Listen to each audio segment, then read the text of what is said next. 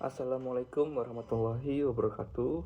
Perkenalkan, nama saya Nike Kusatyo. Saya mahasiswa dari Fakultas Hukum Universitas Islam Riau dengan NPM 231010595. Di sini saya akan menjawab soal UAS yang sudah diberikan. Saya akan menjawab soal nomor 1, efektivitas hukum pada generasi Gen Z. Lahir sekitar 1997 sampai 2012. Seringkali dipengaruhi oleh literasi digital tinggi mereka yang membuat mereka responsif terhadap hukum berbasis teknologi. Meskipun kesadaran hukum secara keseluruhan masih bervariasi tergantung konteks seperti regulasi pernikahan atau isu viral di media sosial. Kontribusi positif Gen Z. Gen Z mendorong pembaruan hukum melalui inovasi digital seperti platform edukasi hukum interaksi yang telah menjangkau ratusan ribu pengguna, sehingga meningkatkan akses keadilan dan efisiensi layanan hukum. Mereka juga aktif dalam kampanye media sosial yang mempercepat kesadaran publik terhadap isu hukum seperti perlindungan data dan hak korban. Tantangan efektivitas.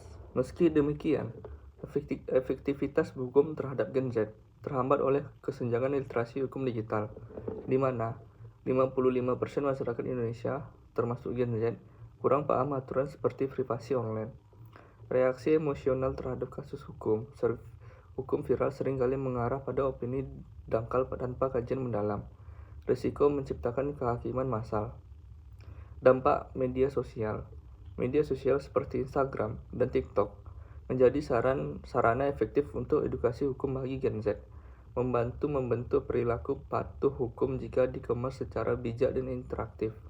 Namun, penelitian spesifik seperti pada PP 59 2018 tentang biaya pernikahan menunjukkan kesadaran hukum Gen Z masih rendah dalam praktik sehari-hari. Jawaban nomor 2. Perubahan masyarakat di Indonesia, terutama akibat kemajuan teknologi digital dan media sosial, telah mengubah dinamika penegakan hukum dengan meningkatkan kesadaran publik dan tuntunan transparansi. Masyarakat kini lebih kritis, memanfaatkan platform daring untuk mengawasi aparat hukum yang memaksa lembaga penegak hukum beradaptasi agar tetap relevan. Dampaknya meningkatkan tekanan sosial untuk akuntabilitas, tetapi juga risiko konflik jika hukum tidak responsif terhadap dinamika sosial seperti urbanisasi dan globalisasi. Perubahan utama masyarakat era digital mendorong kesadaran hukum yang lebih tinggi melalui akses informasi cepat, mengubah sikap masyarakat dari pasif menjadi aktif. Dalam mengkritik penegakan hukum, nilai transparansi dan responsivitas menjadi ekspektasi utama. Didorong oleh viralitas kasus di media sosial yang memengaruhi persepsi publik. Selain itu, modernisasi sosial menuntut hukum yang adaptif, mengintegrasikan kearifan lokal dengan tuntunan kontemporer. Dampak positif bagi penegakan hukum. Tekanan publik melalui media sosial memperkuat legitimasi institusi hukum saat aparat menunjukkan profesionalisme, sehingga membangun kepercayaan masyarakat. Penegakan hukum yang konsisten membentuk budaya hukum kuat, mendorong perilaku patuh norma, dan pembaruan sistem peradilan yang responsif. Partisipasi digital juga memfasilitasi pengawasan sosial, mengurangi penyalahgunaan wewenang. Tantangan dan dampak negatif ketidaksesuaian hukum dengan perubahan sosial dapat menimbulkan ketidakpercayaan, konflik, dan ketimpangan keadilan, terutama jika aparat tidak progresif. Koordinasi lemah antar penegak hukum diperburuk oleh pengaruh kekuasaan, membuat penegakan hukum terlihat tidak adil. Reformasi hukum inklusif diperlukan agar sistem tetap dinamis tanpa mengabaikan nilai masyarakat. Terakhir, nomor 3. Teori konflik memainkan peran sentral dalam sosiologi hukum dengan memandang hukum bukan sebagai institusi netral, melainkan sebagai alat yang mencerminkan dan mempertahankan ketimbangan kekuasaan antar kelompok sosial.